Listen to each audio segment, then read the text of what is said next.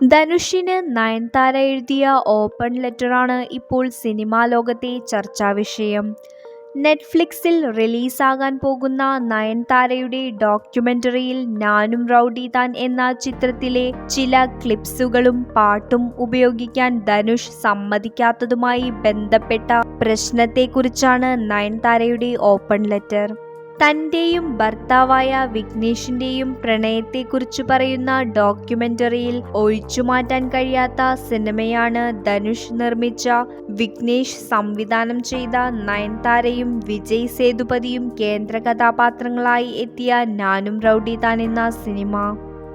ഡോക്യുമെന്ററിക്ക് വേണ്ടി ചിത്രത്തിലെ 3 സെക്കൻഡ് ദൈർഘ്യമുള്ള പാട്ടിന്റെ ക്ലിപ്സ് ഉപയോഗിച്ചതിന് 10 കോടി ആവശ്യപ്പെട്ട് ധനുഷ് വക്കീൽ നോട്ടീസ് അയച്ചതിന് പിന്നാലെയാണ് നയൻതാരയുടെ പ്രതികരണം.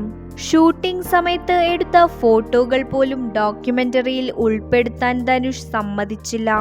ധനുഷിൽ നിന്ന് NOC കിട്ടാനായി 2 വർഷത്തോളമായി നയൻതാരയും വിഘ്നേഷും കാത്തിരിക്കുകയായിരുന്നു.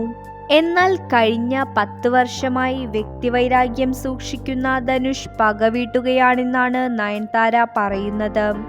2016 ഫിലിം ഫെയറിൽ തന്നെ അപമാനിച്ചതടക്കം ഒന്നും മറക്കില്ല എന്നും നയൻതാര ഓപ്പൺ ലെറ്ററിൽ കുറിച്ചിരുന്നു.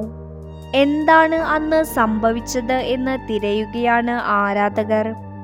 2016 നടന്ന ഫിലിം ഫെയറിൽ ഞാനും റൗഡി താൻ എന്ന ചിത്രത്തിലെ അഭിനയത്തിന് നയൻതാരയ്ക്കായിരുന്നു മികച്ച നടിക്കുള്ള പുരസ്കാരം.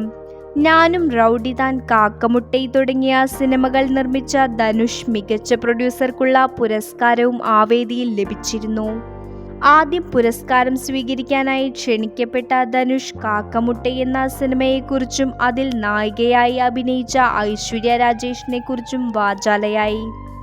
ഐശ്വര്യയുടെ പ്രൊഫഷണലിസത്തെക്കുറിച്ചുള്ള ധനുഷിന്റെ ഓരോ വാക്കും നയൻതാരയ്ക്ക് എതിരെയുള്ള കൊട്ടായിരുന്നു. എന്തെന്നാൽ ആ കാലത്ത് നയൻതാര വിക്കി പ്രണയം കൊടുമ്പിരി കൊണ്ട് നിൽക്കുകയായിരുന്നു.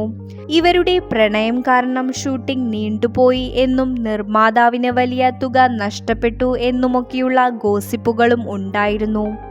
അതുകൊണ്ട് തന്നെ ഐശ്വര്യയുടെ പ്രൊഫഷണലിസത്തെക്കുറിച്ച് ധനുഷ് പറഞ്ഞ ഓരോ വാക്കും നയൻതാരയ്ക്കെതിരെയാണെന്ന് പ്രത്യേകിച്ച് പറയേണ്ടിയിരുന്നില്ല.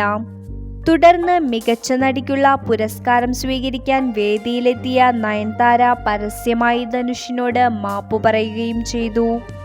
ധനുഷിന് തന്റെ പെർഫോമൻസ് ഒട്ടും ഇഷ്ടപ്പെട്ടില്ല എന്ന് ഉറപ്പാണ്, അതുകൊണ്ട് മാപ്പു പറയാൻ താൻ ആഗ്രഹിക്കുന്നു എന്നാണ് അന്ന് നയൻതാര പറഞ്ഞത്. അത് വൈറലാവുകയും ചെയ്തു. സിനിമ റിലീസ് ചെയ്തിട്ട് 10 വർഷവും ഈ സംഭവം നടന്നിട്ട് 8 വർഷങ്ങളുമായി.